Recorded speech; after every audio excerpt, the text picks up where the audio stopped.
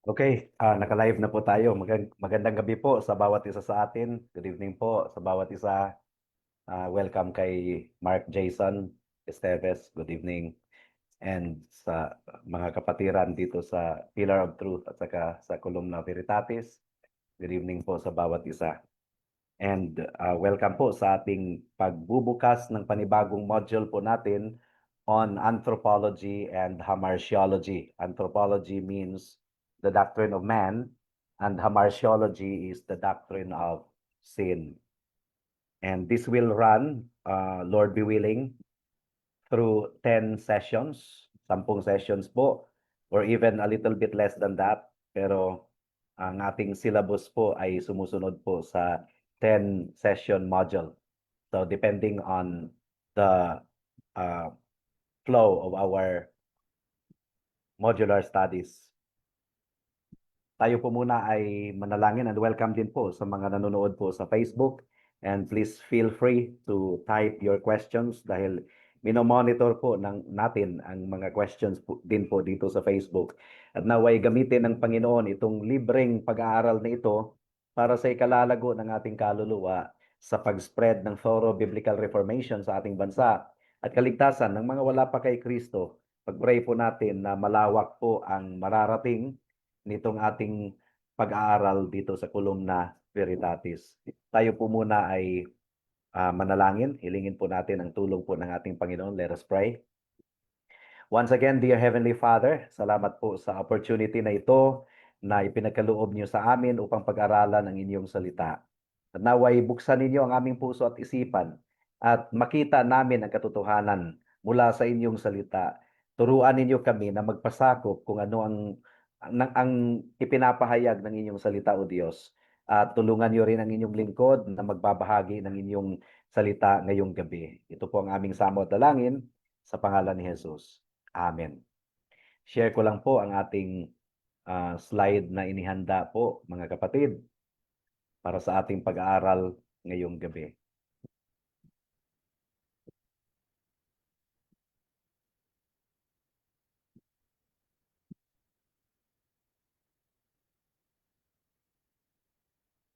Okay.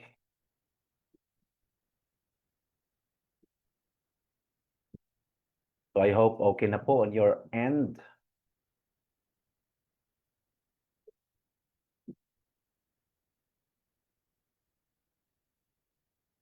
So once again, this is our first lesson on anthropology and hamartiology dito sa Columna Veritatis Reformed Theological Modular Studies. And we will be studying tonight the crown of creation. And undisputably, man is the crown of creation, and he is created in the image of God. Ang question po dito sa ating introduction, mga kapatid, what is human? Ano ba ang human? Well, kung tatanungin po natin ang mga scientist, ang sagot po nila, a human is composed of DNA and carbon. That's according to the scientists. Kung tatanungin din po natin ang mga sociologists, ang sagot po nila is a human is shaped by systems and cultures. Pero umatras po tayo. Let us go back to the beginning, mga kapatid, mga kaibigan.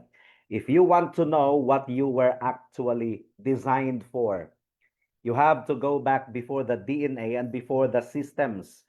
And this is what biblical anthropology is. Kaya ngayong gabi, titingnan po natin ang blueprint ng ating kaluluwa. Tayo po ay lalangoy sa salita ng Diyos upang tuklasin kung bakit hindi ka produkto ng evolution. You are not an evolved animal, but you are a handcrafted masterpiece of the living God. Kamay mismo ng Diyos ang lumikha sa iyo, kapatid, at sa akin din. We are created with a purpose that the world can't give and the dignity that the world can't take away. That is man. Ito po ang mga objectives ng ating pag-aaral po ngayong gabi. Una, at the end of this lesson, you will be able to define immediate creation. So, ipapaliwanag po natin ang distinction between God's mediate creation, providentially using natural process, yun po ang mediate, and the immediate creation of Adam and Eve, ex nihilo, ibig sabihin out of nothing. At ito po ay nagpapatunay na ang humanity, ang mga tao, is a direct supernatural act of God. Pangalawang objective po natin ngayong gabi is ipagtanggol po natin ang dichotomous view of man. So hindi po tayo naniniwala sa trichotomy. Naniniwala po tayo sa dichotomy. Trichotomy means man is a tripartite being composed of body, soul, and spirit. That's trichotomy. But if we will study the Bible, maliwanag po that man is dichotomy. He is composed of body and soul. So there is the dual nature of body and soul of man. At nag-i-emphasize po ito na ang human person is a unified whole created for the glory of God.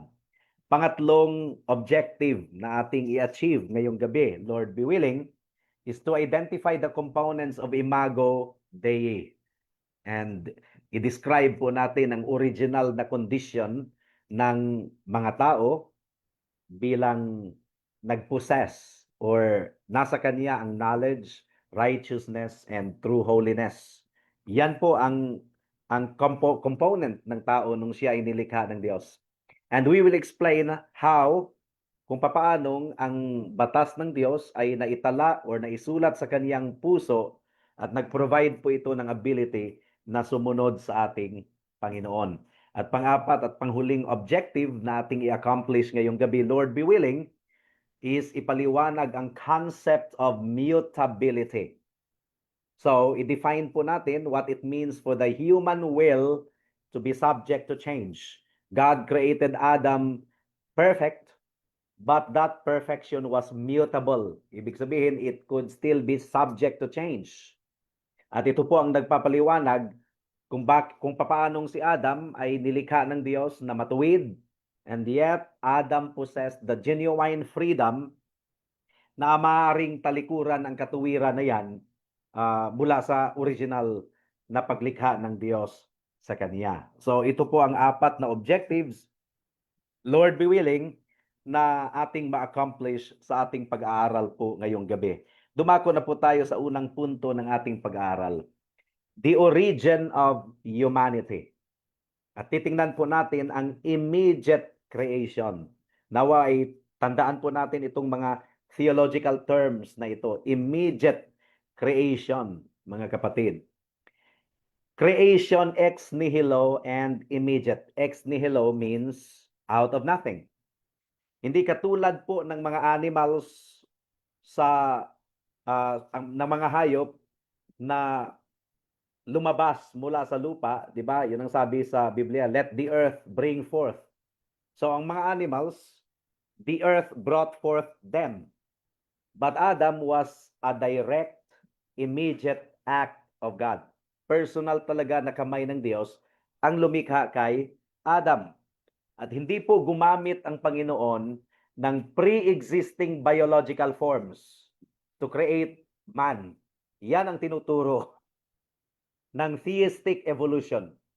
Ina-accommodate pa rin nila ang evolution ni Charles Darwin, theory of evolution. We do not believe in theistic evolution. God did not create or God did not use pre-existing biological forms. God created Adam mula po sa dust, mula po sa alabok. At nilikha ng Panginoon si Eve mula po sa tadyang ni Adam. Ang sabi po ng Genesis chapter 1 verse 27. So, God created man in his own image. In the image of God, he created him, male and female. He created them. So malinaw po yan.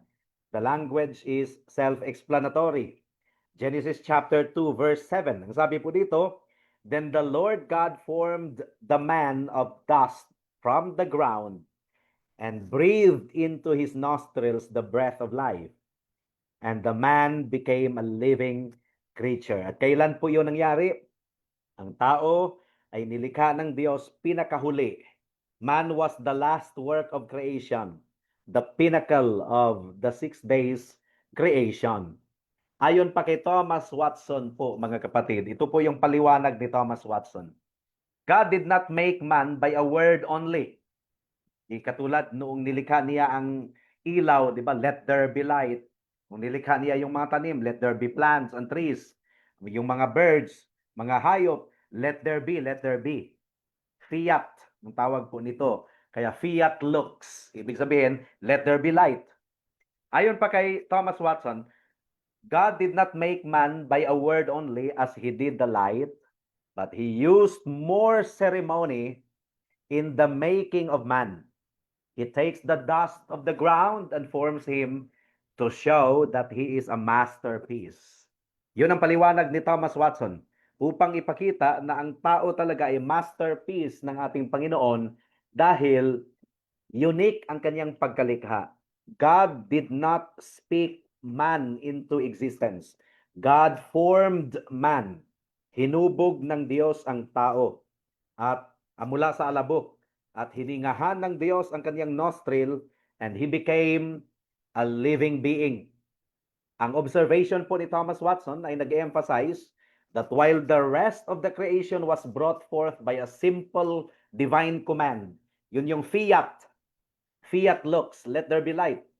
Ang pagkalikha ng Diyos sa tao, it was a deliberate act of the Trinity, a handcrafted work that signals our unique status. Unique po ang status ng humanity. Now consider, meron pong isang master painter. Ilang araw ang kanyang iginugugol para ipinta yung background na yan. Napakagandang background, napakagandang scenery. But then, ginamitan po niya ng brush yan. But then, siya po ay tumayo at hindi na brush ang kanyang ginamit, kundi ginamit niya ang sarili niyang kamay upang ipinta or sculpt itong centerpiece ng kanyang painting. Kamay ang ginamit niyan, for example, because he is a master artist. Ganyan po ang humanity, mga kapatid. Humanity is not a happy accident over nature. We are the hand-sculpted focus of God's glory. We are hand-sculpted. There was a personal involvement ng Diyos nung nilikha niya ang tao. Ang ibig pong sabihin nito, mga kapatid, is meron po talaga tayong halaga. Meron tayong dignidad. Kung ang tao ay nilikha ng Diyos na mas mahaba ang seremonyas at hinubog ng Diyos ang tao sa kanyang kamay mismo, then human life possesses an intrinsic value. Lahat po ng tao ay meron pong intrinsic value na hindi po nakadepende sa ating kayamanan, hindi nakadepende sa ating kalusugan, at hindi po nakadepende sa ating social status. Kahit ang mga Mongoloid, meron pong intrinsic value. Kahit ang mga yung pag-iisip ay medyo kulang, meron pa ring intrinsic value because man is created by the direct hand of God. Kailangang ituring natin ang lahat ng human being mula sa sinapupunan hanggang sa kaniyang bedside, sa kaniyang kamatayan. Ituring natin with profound respect. At yun ang dahilan kung bakit as much as possible, or hindi lang as much as possible, this is really what the Bible teaches about the dignity of man. Na hindi talaga natin i-cremate ang namatay. Hindi natin i-cremate because of our respect to the dignity of man, of human being. Kasi nga, mula siya sa alabok at babalik po siya sa alabok. Ang ash po ay hindi naman po yan siya alabok. So, ang cremation, by application of this study, ay hindi po tayo nagsasubscribe niyan bilang mga reformed believer. Kasi ang katawan po ng tao ay ating ituring with profound respect. At kailangan po nating i-recognize that even the dust of a human being is a masterpiece designed by God. So meron po talagang value ang lahat ng tao, lahat ng components po ng tao. And this should drive our ethics regarding social justice, mercy ministries, and how we view our neighbors. Paano ba natin ituring ang ating mga neighbors kahit malupit or kahit sila ay hostile sa atin? Paano natin sila ituring bilang mga mananampalataya sa ating Panginoong Jesucristo? We will treat them with respect, with value, and with dignity because they are also created in the image of God. At dala-dala pa rin nila ang imago Dei, ang image of God. And then, titingnan din natin because we are created in the image of God and we are the masterpiece of God.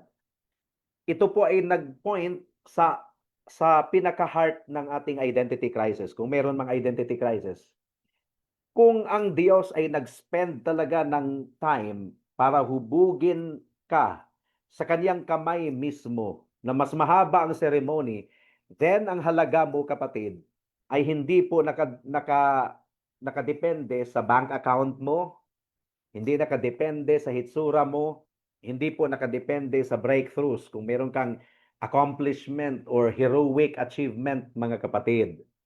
'Di ba?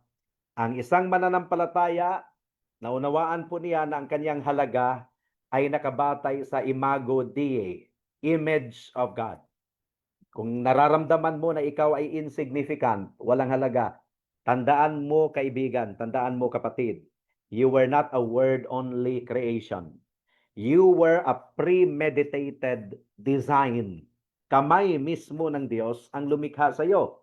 And this should lead you to wonder at God's common grace in your creation, which serves as the canvas upon which His special grace in redemption is painted. And then, kung naunawaan po natin na masterpiece pala ang tao, sa lahat ng nilikha ng Diyos, man is the masterpiece. This is also a call to personal holiness. O tinatawag po natin na covenantal stewardship. Covenantal stewardship.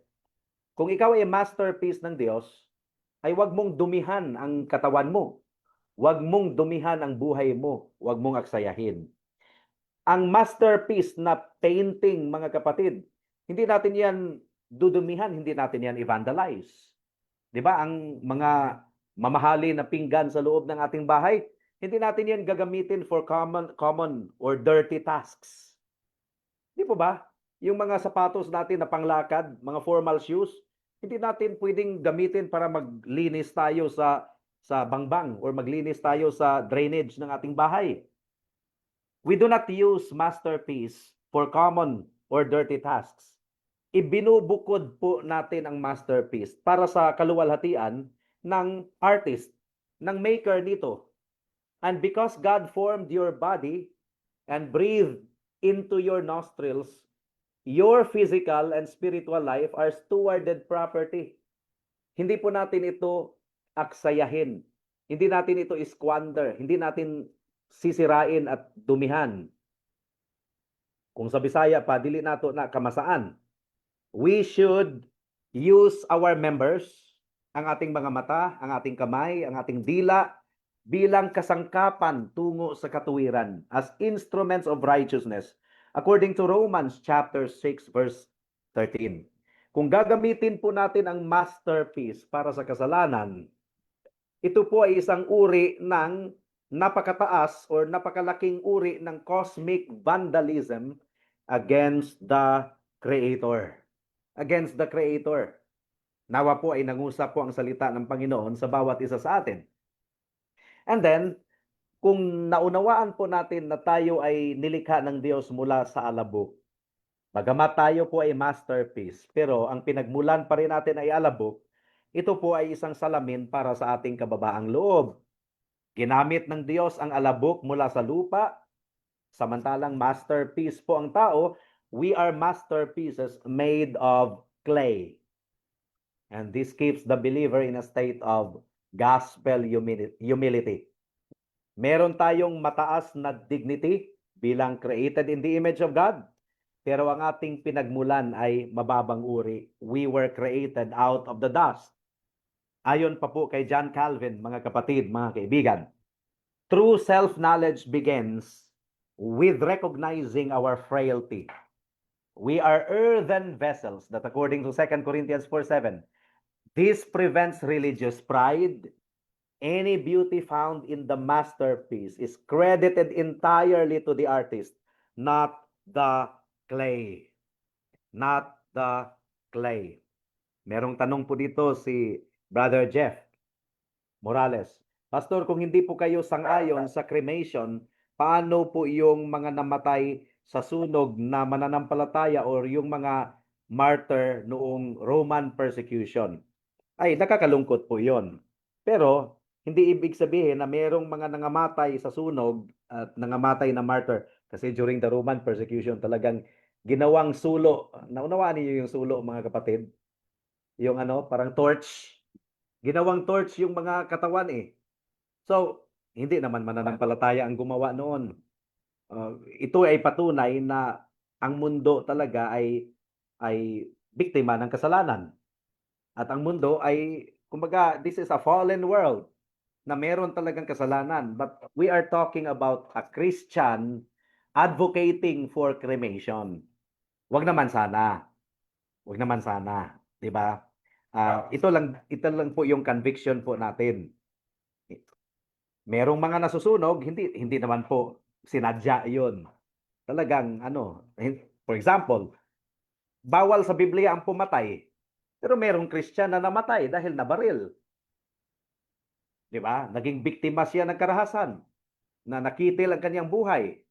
But it doesn't mean to say na nabura na yung command na bawal pumatay. Kasi kung bawal pumatay, bakit may namatay sa barilan? This is a very unfortunate event na consequence po ito ng kasalanan dito sa mundo.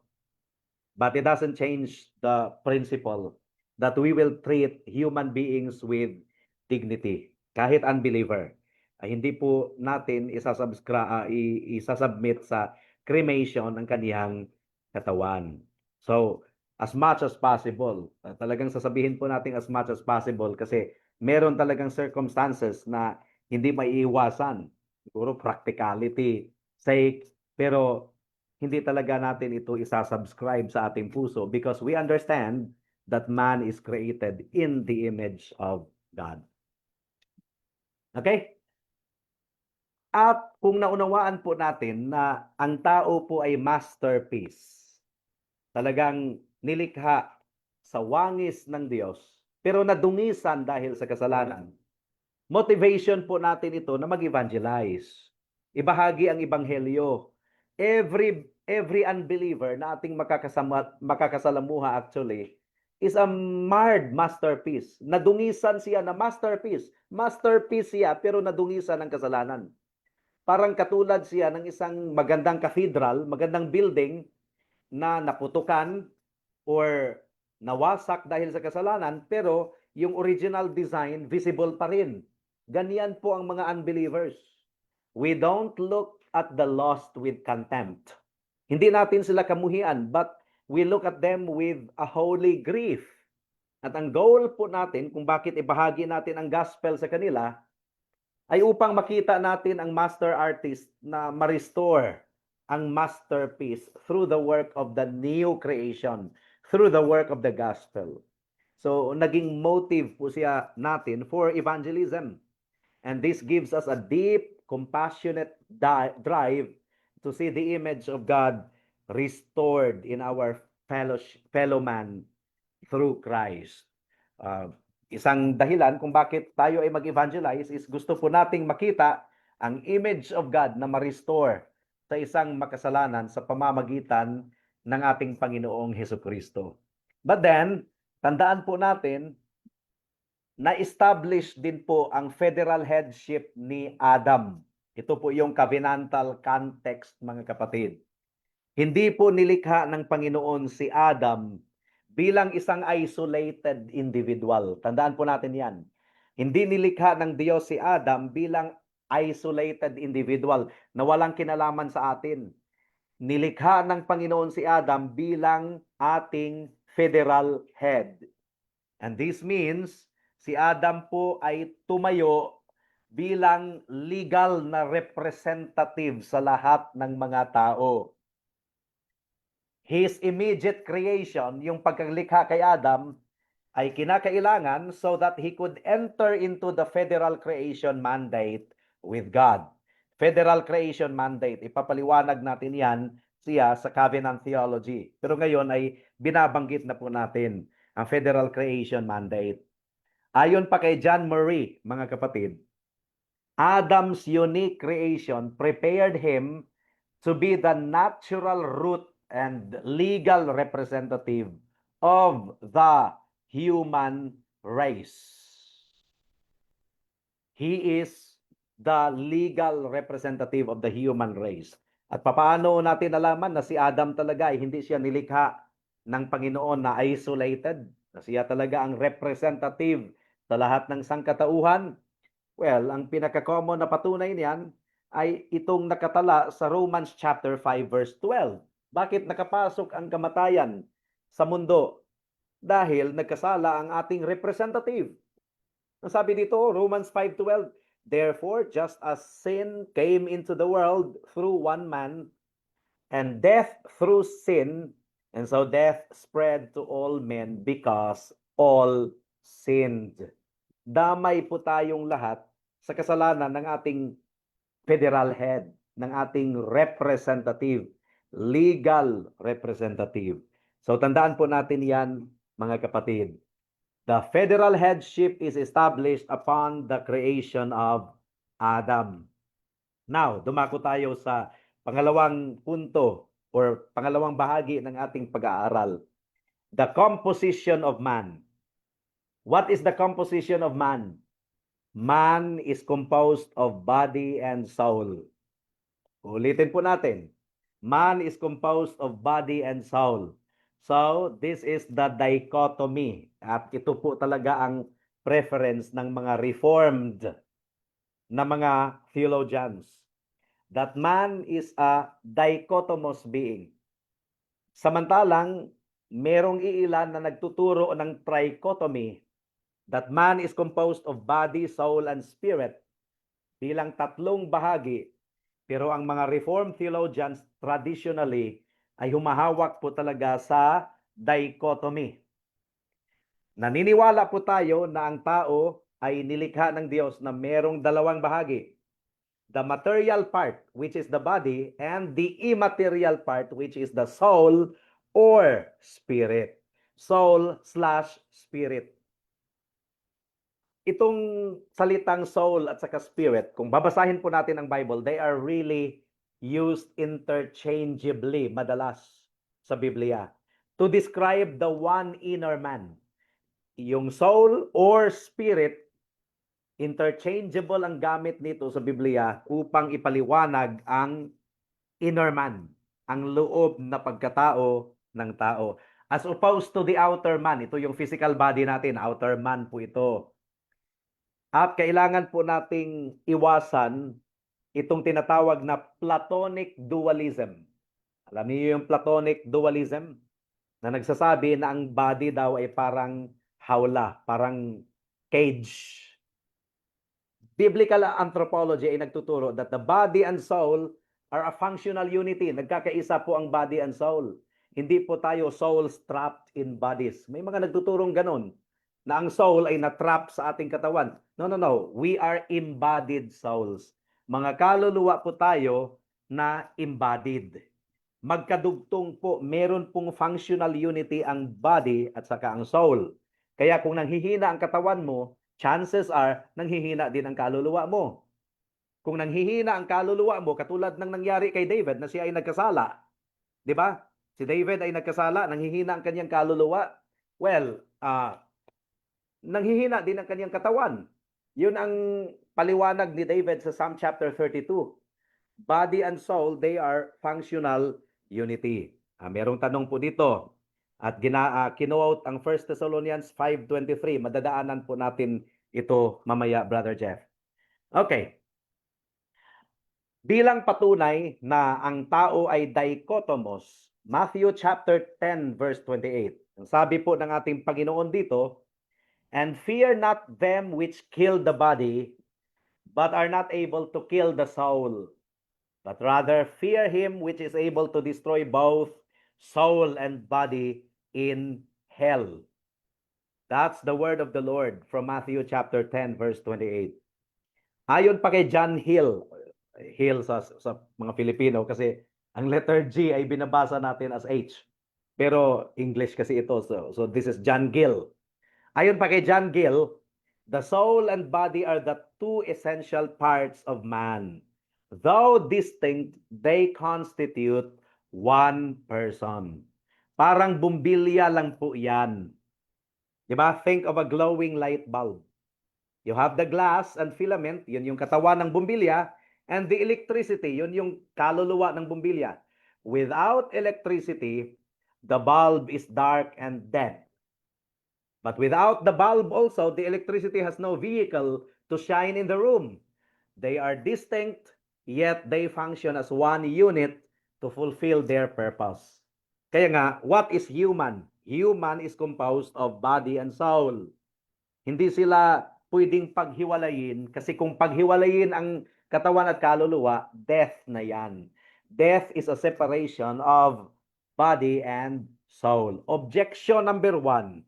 Ito po talaga yung pinakaunang objection na nakasulat dito sa ating comment section. Papaano yung enumeration sa 1 Thessalonians 5:23? Nasa 1 Thessalonians 5:23 kasi now may the God of peace himself sanctify you completely, and may your whole spirit and soul and body be kept blameless at the coming of our Lord Jesus Christ. Paano yan? Itong enumeration sa 1 Thessalonians chapter 5 verse 23 ay tatlo talaga spirit and soul and body. So this is really the objection. Paul lists 3 distinct nouns. He must be describing 3 distinct parts or substances of man. So this is the objection. Pero ang refutation po natin dito mga kapatid is, gumamit lang po si Apostle Paul nitong tinatawag na cumulative language para sa emphasis. Hindi po nagpo-provide si Pablo ng metaphysical blueprint. At bilang patunay po mga kapatid, kung ating babasahin ang Mark chapter 12 verse 30, kung gagamitin natin yan bilang logic or bilang argument, paano itong sinabi ng Mark chapter 12 verse 30? And you shall love the Lord your God with all your heart, with all your soul, with all your mind, and with all your strength. 4. So kung gagamitin natin ang trichotomist logic, abay, hindi lang ito 3, 4 ang binanggit dito ni Jesus sa Mark 12:30. So one would have to argue for quadrichotomy. Kasi nga 4 ang binigay sa 4 ang binanggit sa Mark chapter 12 verse 30. Parehong noun yan. So if that is our reasoning, then I might as well teach na hindi lang 3, 4. Quadrichotomy. Hindi lang trichotomy. But of course, ang punto po dito mga kapatid is, ini-emphasize lamang po ni Apostle Paul ang point that the entirety of the person, total sanctification of the whole man, ang in-emphasize po ni Apostle Paul. Total cleansing, total holiness, total sanctification of the whole man. Once again, ang tawag po niyan is cumulative language. Ayon pa kay Lower Berkhoff. Sabi po ni Louis Berkhoff, isang systematic theologian in the Reformed community, the Bible often piles up terms to express totality without implying distinct substances. So yun po ang paliwanag dyan. Cumulative language. The Bible often piles up terms to express totality without implying distinct substances. Pangalawang objection. Paano itong nakatala sa Hebrews 4:12? Nasabi kasi sa Hebrews chapter 4 verse 12, for the word of God is living and active, sharper than any two-edged sword, piercing to the division of soul and of spirit, of joints and of marrow, and discerning the thoughts and intentions of the human heart, rather. So ang objection po ng mga nagfi-favor ng trichotomist view, Kiniklaim nila that this proves that the soul and spirit are separate entities that can be sliced apart by scripture. Kasi nga, the division of soul and of spirit. So pwede pa lang ma-divide ang soul at saka ang spirit. So this proves that the soul and spirit are separate entities that can be sliced apart by the scripture. Pwede pala. Well, ang refutation po natin, mga kapatid, is this. The division mentioned here refers to the word's ability to penetrate the deepest, most hidden parts of the single immaterial man. Yan lang po ang emphasis niyan. Na ang salita ng Diyos ay talagang tumatago sa pinaka lalim-laliman na hidden parts of the single immaterial man. And besides, kung ating tingnan po yung konteksto, the verse also mentions the joints and marrow. In a physical body, you cannot separate the joints from marrow physically, as if they were separate parts in different locations. Rather, the marrow is inside the bone. Okay, may tanong po dito. Ano po yung sinasabi sa Ecclesiastes 12:7 na the spirit returns to God while the soul of the unbeliever is damned to hell? Babasahin po natin ang Ecclesiastes chapter 12 verse 7.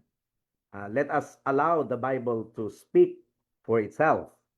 Sabi po dito, mga kapatid, sa Ecclesiastes chapter 12 verse 7, and the dust returns to the earth as it was. Ang dust ang babalik sa lupa. And the spirit returns to God who gave it. So, still, dalawa pa rin. Ito yung language ito yung language po ng Ecclesiastes chapter 12 verse 7. Ang binanggit po dito ay spirit at saka dust, dalawa. Ang dust daw ay babalik sa lupa at ang spirit ay babalik sa Diyos. Babalik para ano? Para tumanggap ng paghahatol. If we are going to apply the analogy of the scriptures, diba, as it is appointed for man to die once and after that to face judgment, sino ang haharap ng Diyos or haharap sa Diyos para sa paghahatol? Ang kaluluwa o ang katawan? Ang katawan andun po sa lupa, ang kaluluwa ang haharap sa Diyos. Babalik siya sa Diyos, haharap siya para sa paghahatol. So consistent po ang biblical language, mga kapatid. Ang punto po sa Hebrews chapter 4 verse 12 ay ganito po. The word is so sharp that it reaches the innermost thoughts and intentions.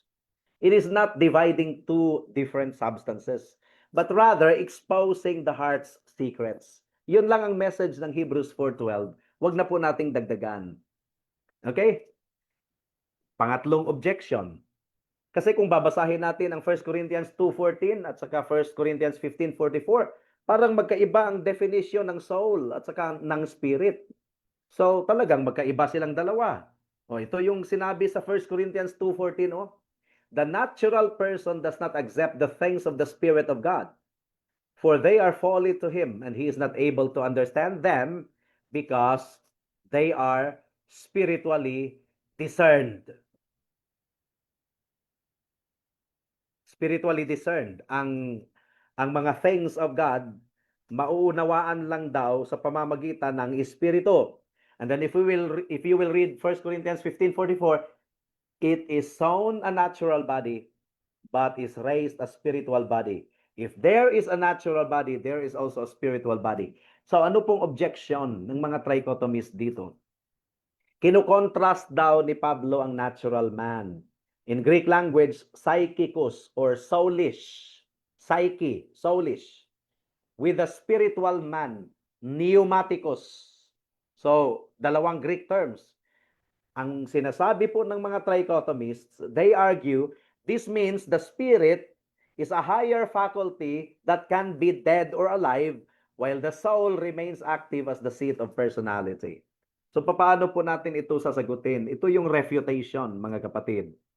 This distinction is adjectival, not ontological. This is adjectival, not ontological. It describes the orientation of the person, not the parts. Ang ibig pong sabihin nito is that a spiritual man is not a man who has added a part. Ang spiritual man is a man who is governed by the Holy Spirit. Yun lang ang ibig sabihin niyan. A soulish man is one governed by his natural fallen desires. Sa Biblia, uulitin po natin, interchangeable ang paggamit ng soul at saka spirit. Scripture frequently uses soul, psyche, suke, and spirit, pneuma, interchangeably. For example, in Luke chapter 1 verse 46 to 47, ang sabi po ni Mary, "My soul magnifies the Lord and my spirit rejoices in God my Savior." Soul, spirit. Ang tawag po kasi nito is Hebrew parallelism, where the same thing is said twice using different words. Hebrew parallelism. Meron din tayong equivalent dyan sa Pilipino. Di ba? Pero sa Hebrew, ang tawag po nito Hebrew parallelism. My soul magnifies the Lord and my spirit rejoices in God my Savior. This is Hebrew parallelism. The same thing is said twice using different words. Genesis 2:7, may nag-type dito, Brother Jeff once again.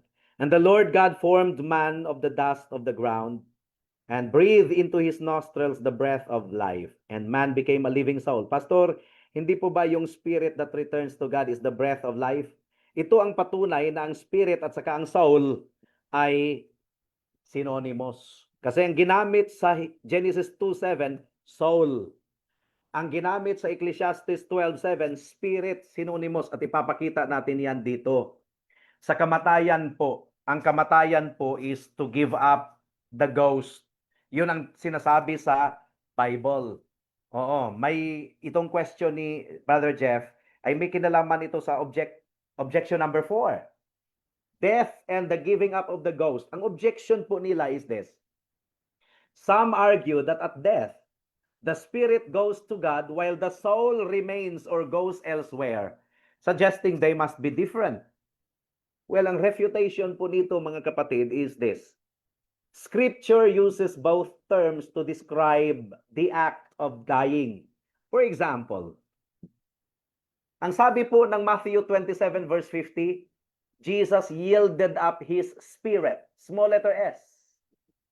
Pero ang sabi sa pagkamatay ni Rachel, Genesis 35 verse 18, "But Rachel's soul was departing as she died."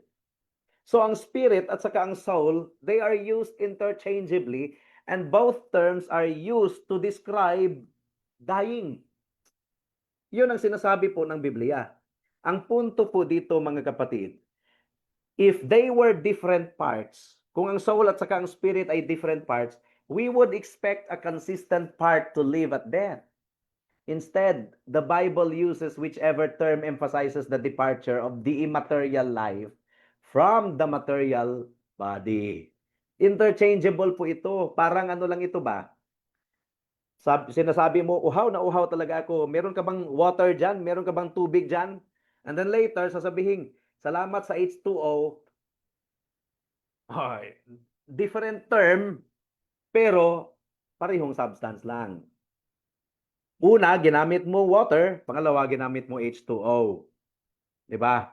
Likewise, ang soul, it often refers to the immaterial man in relation to his life on earth, while yung spirit, it often refers to the same immaterial man in relation to God. They are not two rooms in a house. They are two ways of looking at the immaterial part of man. Synonymous terms used interchangeably in the Word of God. At tandaan po natin, we are created in the image of God. Soul lang ba ang created in the image of God? Hindi rin. The imago Dei is the whole man. Samantalang totoo na ang ibig sabihin ng image is primarily spiritual, it refers to knowledge, righteousness, and holiness. At ipapaliwanag natin yan mamaya. But the body is not excluded. Because the soul and body are a unity, the body is the temple or instrument through which the image of God is expressed in the physical world. Pastor, good evening po. In what ways does the interchangeable use of soul and spirit in scripture support the dichotomist position. I suppose mukhang mag-team reply talaga ito si Brother Bob. Parang na-late po siya ng pasok. Pinaliwanag na po natin ito kanina. So, paki-review na lang po. Team reply po siya sa mga naunang first 42 minutes ng ating lecture. Okay? Patuloy po tayo. The whole man is the image of God, even the body in its upright posture and its ability to rule the earth reflects the majesty of the Creator. Now, if I were at trichotomy, it would suggest that the spirit is the only part that can fellowship with God. At yung soul or emotion, intellect ay hindi makaka-fellowship with God. At itong body din, parang lesser tiers.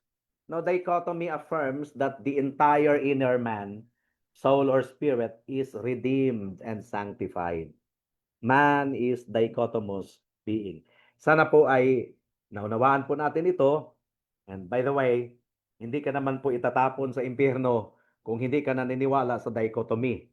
So, hindi po ito ang dahilan ng ating hidwaan, kaibigan ha, at kapatid. Baka ay, kung magkita tayo ay talagang ang sama ng tingin mo sa akin at ang sama na ng tingin mo sa mga reform. No, hindi po. Pero pinapaliwanag po talaga natin in a systematic way ang itinuturo po ng Biblia patungkol sa composition of man. Dumako tayo sa pangatlong bahagi ng ating pag-aaral. Ano bang ibig sabihin nitong Imago Dei? Primary meaning of Imago Dei. Although, kasama din nito ang physical body, di ba? Pinakita natin kanina, it is the whole being, body and soul, should reflect the glory of God, but primarily, this refers to the inner being. Knowledge, righteousness, and holiness. Ang tao, nilikha talaga ng Diyos na merong knowledge, righteousness, and holiness. Tatlong specific na nilagay ng Panginoon sa tao. Meron siyang natural instinct for God. Bago pa siya nahulog sa kasalanan, ang isipan po ni Adam ay hindi po blanco, mga kapatid. Meron talaga siyang natural instinct for God. Nilikha ang Diyos, nilikha ng, sorry. Baka i-splice ito ha. Nilikha ang Diyos. Mali, Bisaya kasi ako eh. Nilikha ng Diyos si Adam na meron pong natural instinct for God. Meron siyang knowledge. Naunawaan po niya ang Diyos. He understood God's word accurately. Meron pong knowledge si Adam. Meron din siyang katuwiran. Meron siyang righteousness. Ang action po ni Adam were perfectly aligned with God's standard. Doon po sa Garden of Eden. Before the fall. And then merong kabanalan po si Adam. His heart's affection was set entirely on God. Hindi po siya lumihis sa Panginoon. His affection was set entirely on God. Bago pa po ang fall. Kaya meron talaga siyang ability to obey the federal creation mandate. Meron siyang ability to obey the command of God. Because he was created with knowledge, righteousness, and holiness. At bilang patunay, ito po yung nakasaad sa Colossians 3:10. And have put on the new self which is being renewed in knowledge after the image of its creator. Kung ikaw ay na-born again, ang knowledge mo ay na-renew, na nakurap siya because of the fall. But if you are saved, if you are in Christ, your knowledge is renewed. That means you were originally created with knowledge of God. Ephesians chapter 4 verse 24. And to put on the new self, created after the likeness of God in true righteousness and holiness. So ang tao meron talagang knowledge, merong righteousness, merong holiness. Ephesians 4:24. Nung nilikha siya ng Diyos, bago pa po nahulog ang tao sa kasalanan. Ayon pa kay Stephen Charnock, man's nature was like a clear glass which received the light of the Son of Righteousness without any distortion. Kung sa compass pa yan, Hindi sira yung karayom. Kahit anumang mangyari, magpo-point talaga sa North Pole. Ang compass. Ganyan po ang tao originally when he was created. He was for God and he was unto God. Walang distortion. Okay? So, ano ba ang image ng Diyos na nasa tao?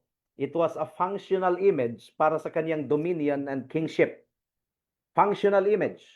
The image of God is not just what man is, ontological yon, being ang ontology, but what he does, functional. Man was created as God's vice regent. So, kung ang kanyang mga actions ay nagluluwalhati sa Panginoon, yung kanyang ginagawa. Ayon pa sa Psalm chapter 8 verse 5 and 6, yet you have made him a little lower than the heavenly beings and crowned him with glory and honor. You have given him dominion over the works of your hands. Now, ang paliwanag po ni Benjamin Keach nito, Benjamin Keach emphasized that man's dominion over the creatures was a reflection of Christ's ultimate kingship. So, ang dominion ng tao over the creature, reflection ito sa pagkahari ng Diyos, ultimate kingship. And then this image is also relational. We were created for communion. We were created for communion with God and communion with each other. The imago Dei means man was hardwired for relationship. Una, relationship with God. At pangalawa, relationship with others. That is why, ito ang dahilan kung bakit sinabi po ng ating Panginoon sa Genesis 2:18 that it was not good for man to be alone. Because we were created for communion. Communion with God and communion with each other. Tingnan po natin ang salamin. Ang salamin ay wala po talagang liwanag sa kanyang sarili. Dinidisenyo po ang salamin na mag-reflect sa liwanag ng araw, ilaw ng araw. As long as the mirror is tilted toward the sun, ipaharap natin ang salamin sa sun, it fulfills its purpose of reflecting the light of the sun. Now, in the garden, Adam was tilted perfectly toward God. Adam was in his state of holiness, innocence, and perfection doon po sa Garden of Eden. At nilikha ng Diyos ang tao na meron talagang knowledge sa batas ng Diyos, sa kalooban ng Diyos, pero nilikha po ng Diyos ang tao na merong mutability. Hindi nilikha ng Diyos ang tao bilang immutable, na hindi nababago. Merong mutability po ang tao. God's law was written on the hearts of man and woman, yet they were left to the freedom of their own will, which was subject to change. Ang tawag po dito sa mga theologians is posse non pecare. Posse non pecare. Ibig sabihin nito, doon po sa loob ng garden, Adam had the ability not to sin. Merong ability ang tao in the garden not to sin. Ngayon, wala nang ability ang tao na hindi magkasala. Lahat, araw-araw nagkakasala tayo. We no longer have the ability not to sin. But in the garden, Adam had the ability to not sin. He had a law-filled heart. Ang puso po ni Adam ay nandyan ang batas ng Diyos. Pero meron po siyang free will doon sa Garden of Eden. Meaning, his choices were not coerced by an evil nature. Hindi po siya pinilit. Hindi po siya pinipilit ni Satanas na gumawa ng mga bagay-bagay doon sa Garden of Eden. He had a law-filled heart and a free will.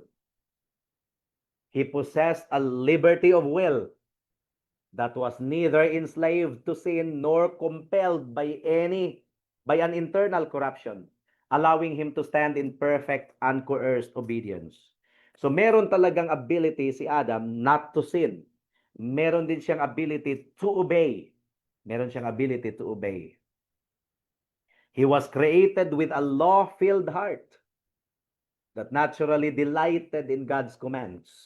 He delighted in the commands of God, giving him the genuine moral capacity to remain holy if he so chose. Meron siyang capacity to to remain holy. Kung pinili yun ni Adam.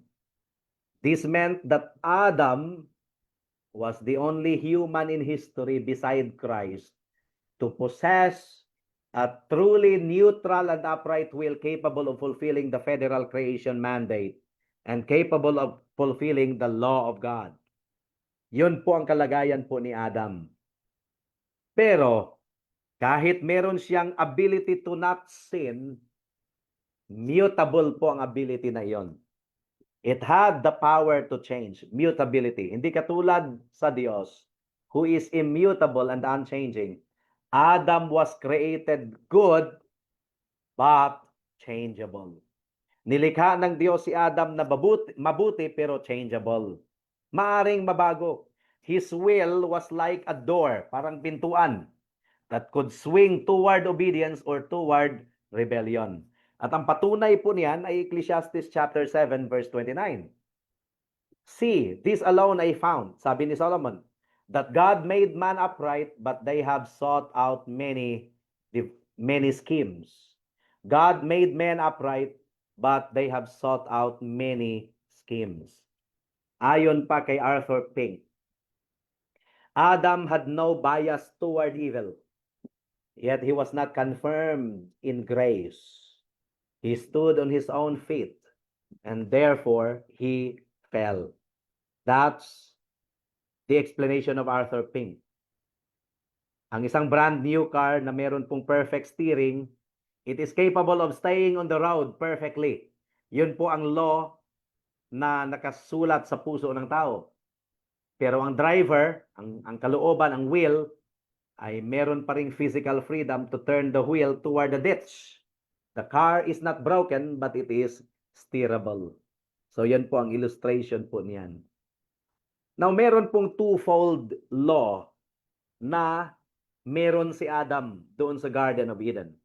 Adam had the natural and positive law. Natural law and positive law. Adam had the moral law written on his heart. Ito yung natural law. At bilang patunay, kahit wala pang 10 commandments si Abimelech, di ba gusto niyang kabitin si Sarah? Pero alam niya na ang adultery is sin. Sabi niya, bakit hindi mo sinabi sa akin na misis mo si Sarah? Nagkasala sana ako sa Diyos.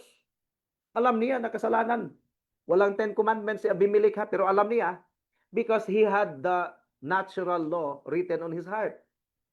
But God also gave a positive law doon sa Garden of Eden. Positive law, ito yung command not to eat of the tree. Positive law yun. The moral law showed Adam his nature. The positive law tested his obedience as a servant. Ang Reformed theology pa rin, kailangan po natin itong maunawaan, ay pinapanatili pa rin dito yung delicate balance. Balance pa rin ang Reformed theology. While Adam's will was mutable, maring mababago from the perspective of Adam, pero ang kanyang pagkahulog sa kasalanan ay hindi po ikinagulat ng Diyos. Bakit?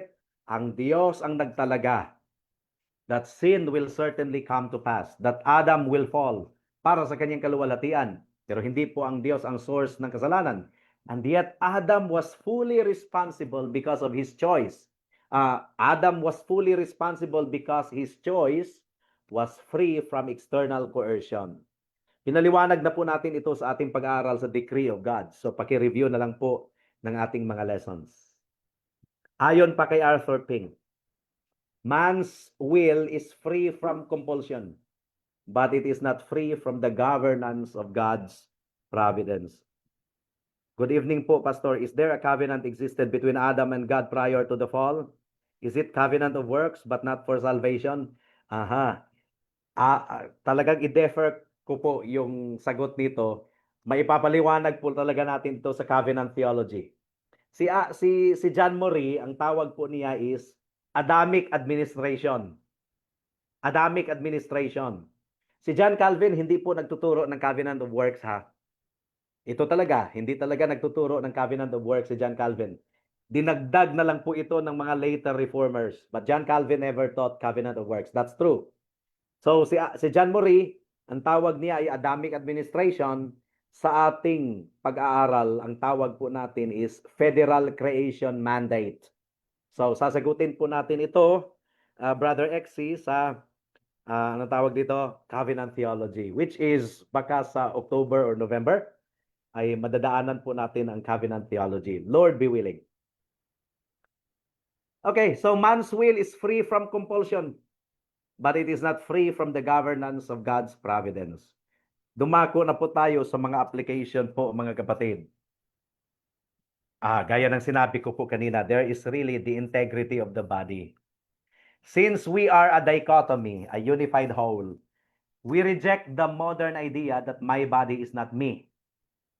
My body is not me. No. Your body is an essential part of your personhood. Therefore, what you do with your body matters to God. This provides a biblical foundation for discussing gender, sexuality, and health. Yes. And then, ito po ay, ang pag-aaral po natin ngayon is standard for sanctification. The new self, yung sinabi po sa Ephesians 4:24, is a restoration of the original image. When you grow in holiness, you are not becoming less human. You are becoming more human, more like the original masterpiece when you grow in holiness. Another is, well, ang ating kapitbahay ay meron po talagang dignidad. Kahit yung pinaka-sarcastic, pinaka-hostile, may dignidad pa rin yan. Pinaliwanag sa atin yan ni, sorry for the typographical error, C.S. Lewis sa kanyang Weight of Glory na sinulat. Ni-remind tayo ni C.S. Lewis, there are no ordinary people. You have never talked to a mere mortal. It is immortals whom we joke with, work with, marry, snub, and exploit. That's C.S. Lewis explaining unto us the dignity of our neighbor. Every person you meet carries the shards of a divine image. Bawat tao na ating nakakasalamuha. At para sa mga kaibigan natin na wala pa kay Kristo, ang problem po talaga natin ay ganito. We are all Adam's children. We have inherited a broken steering wheel and a will that is no longer mutable toward good, but fixed toward evil. Total depravity. Ang ating kalooban ay naka-fix na toward evil. The good news is that Jesus Christ is the second Adam. Jesus Christ is the perfect image of the invisible God. Yun ang sinasabi ng Colossians 1:15. Where the first Adam failed the test of mutability, the second Adam, si Jesus, remained perfect, perfectly faithful. Hindi natin ma-fix ang image of God sa ating sarili. You must be born again. That's according to John 3:3. Kaya nga ang paanyaya po, kaibigan, is come to Jesus Christ, the perfect man. In Him, your righteousness and true holiness are not earned, but given. Believe in Him, and the artist will begin the work of restoration in your soul today. A work He will complete at the resurrection of the body. At gawin mo ito ngayon, baka bukas ay huli na ang lahat. Dito po nagwawakas ang ating session ngayon sa pinakaunang session sa Doctrine of Man and Doctrine of Sin. Welcome to Columna Veritatis Reformed Theological Modular Studies, Unwavering Orthodoxy, and Compromising Truth. Magandang gabi po sa bawat isa sa atin. Maaari na po tayong magtanong para sa karagdagang kaliwanagan. I-copy ko muna itong kasi ang laki talaga ng ng text ko dito sa Zoom, hindi ko mabasa. Sabi dito sa question ni, does the image of God rest on the soul, the body, or the whole person? And after death, where does it rest? What is the correct view in relations to Christ's ability not to sin? Is it immutability wherein Adam it is mutability? Thank you very much, Pastor. Himayin natin ang question.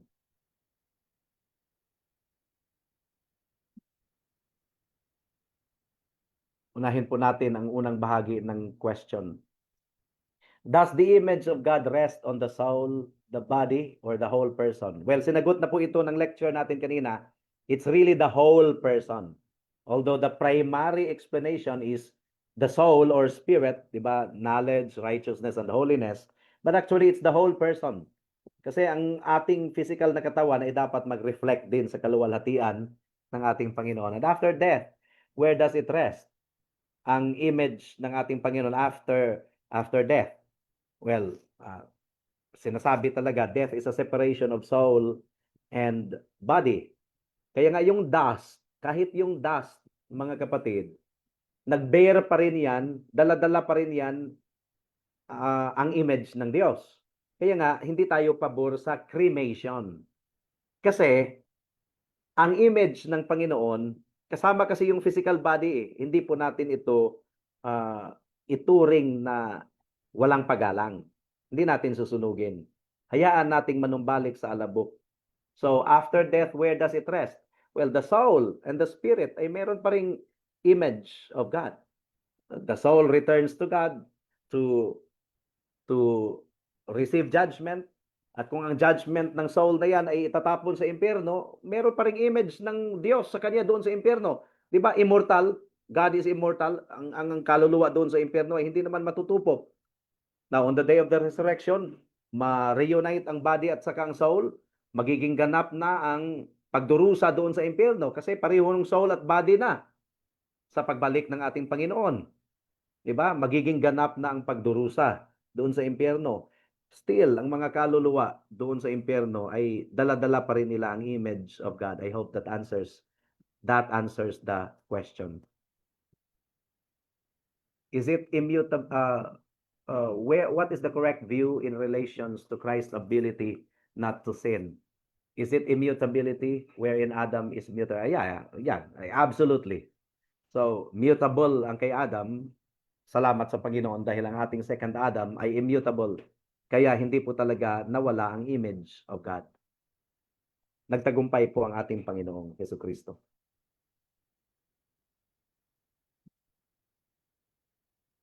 Magandang gabi po. May mga question pa po. Nandito ba si Pastor Randy? Parang wala.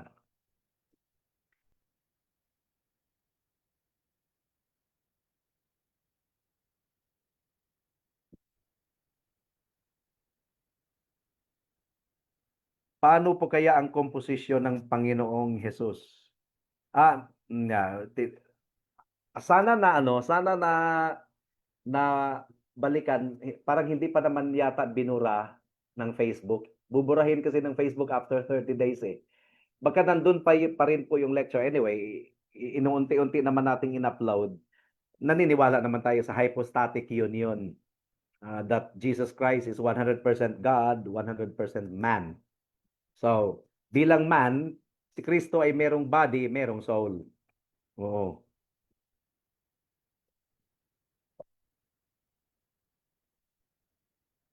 So, I hope that answers the question.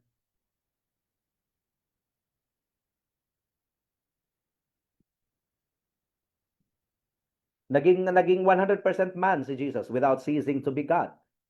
So, he is both body and soul. Hanggang ngayon, he is both body and soul, Jesus Christ.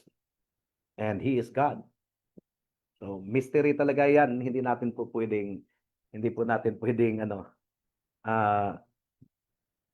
ipasok sa ating utak. Good evening again po, Pastor. Balik po ako sa dichotomy na question kanina. Is dichotomy more consistent with the overall biblical teaching on human nature than trichotomy? Thank you. Yes. Absolutely. Dichotomy is more consistent with the biblical teaching on the human nature. And anyway, this is still our first lesson at meron pa rin tayong makakover patungkol dito sa mga susunod po na lessons natin.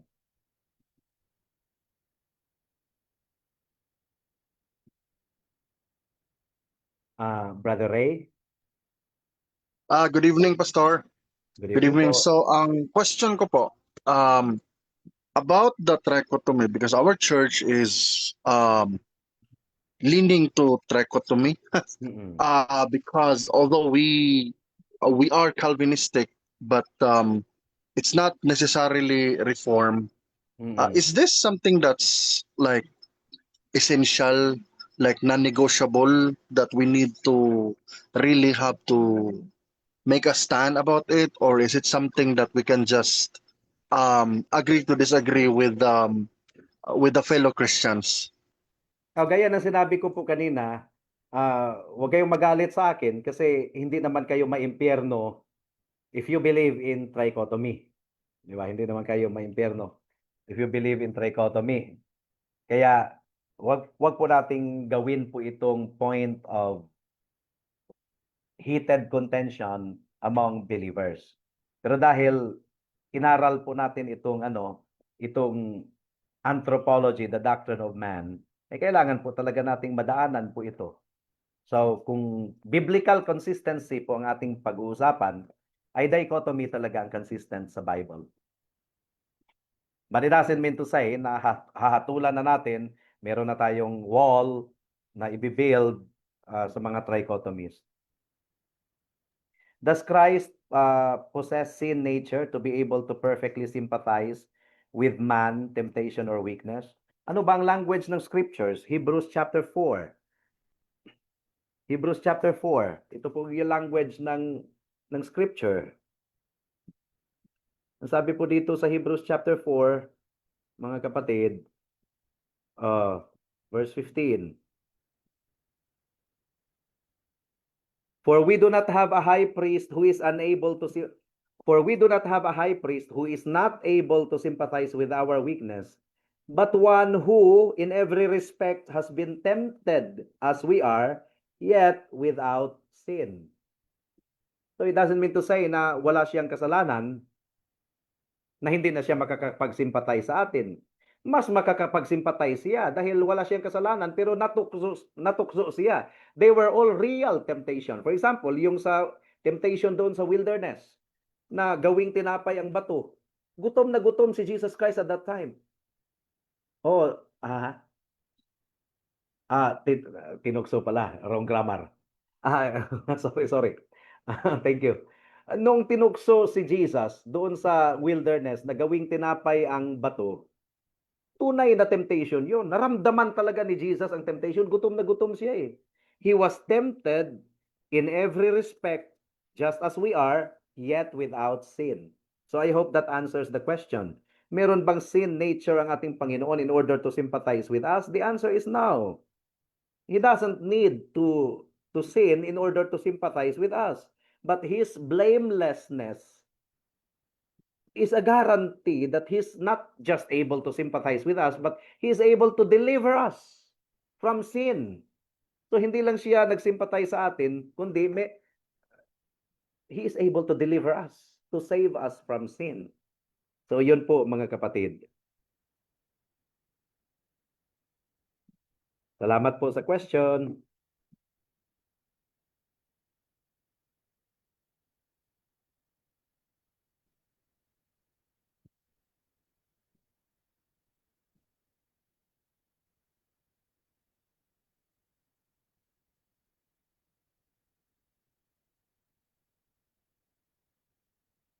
Okay, mukhang tahimik na po ang bahay kubo.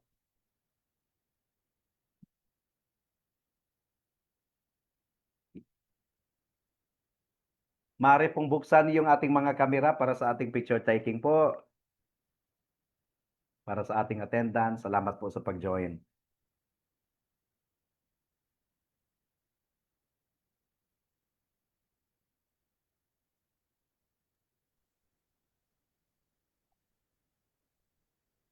Parang may question si Mark Jason.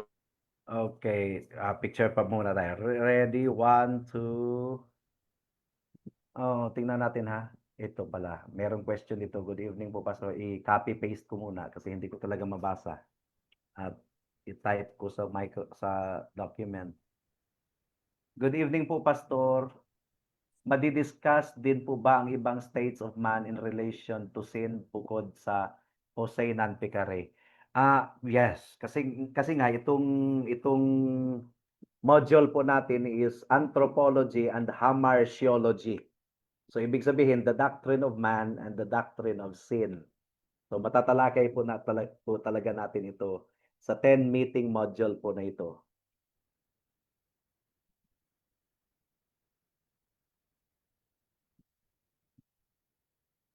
Meron pa ba? Ay, may question pa?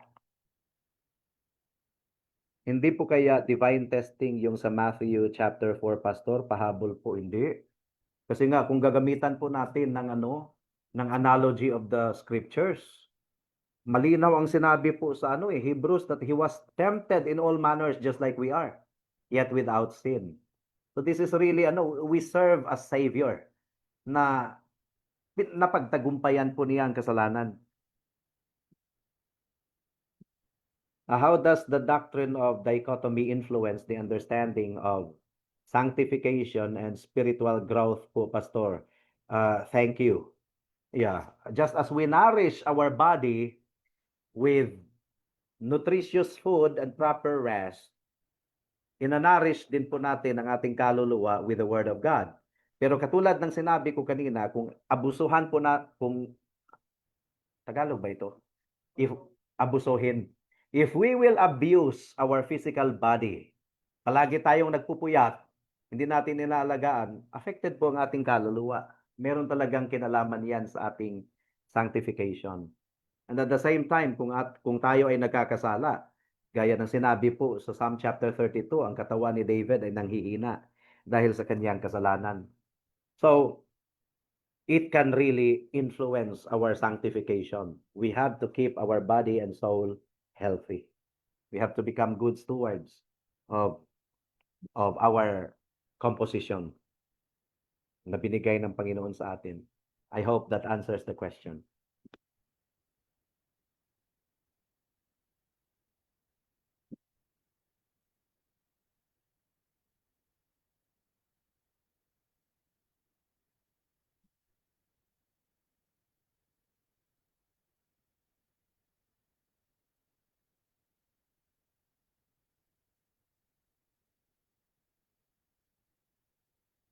Okay, sa tingin ko ay kung meron pa pong mga karagdagang question, and paki-engage na lang po sa comment section, and we will really be glad to engage with you kahit sa ating comment section po, mga kapatid.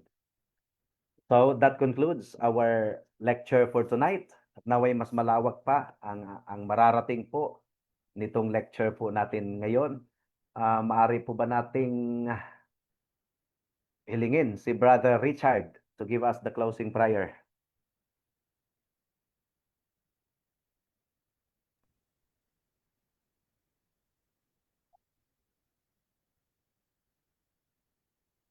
Okay, mukhang wala si Brother Robert, maaari po ba tayong mag-close in prayer? Maraming salamat po, Panginoon, sa araw na ito na aming napag-aralan. Biyayaan niyo po kami na mas lalo pang kaming lumalim sa pag-unawa sa soberanong pagkatao namin, Panginoon, na naging po siyang katulad namin na nagkaroon din ng tukso, subalit hindi po siya nagkasala at naging aming kaligtasan. Salamat din po, Panginoon, sa aming mga natutunan na magiging aming tuntungan upang kami lalo pang mas lumalim at lumago sa inyong salita. Salamat po. In Jesus' mighty name we pray. Amen. Thank you po, Pastor. Thank you po. Magandang gabi po. Salamat po sa pag-join. Thank you po, Pastor. Thank you. Salamat, Pastor. God bless po. Bless po, Pastor. At saka salamat. Thank you po, Pastor. Salamat po. God bless. God bless po. See you next week. See you next week po, Lord be willing. Pastor.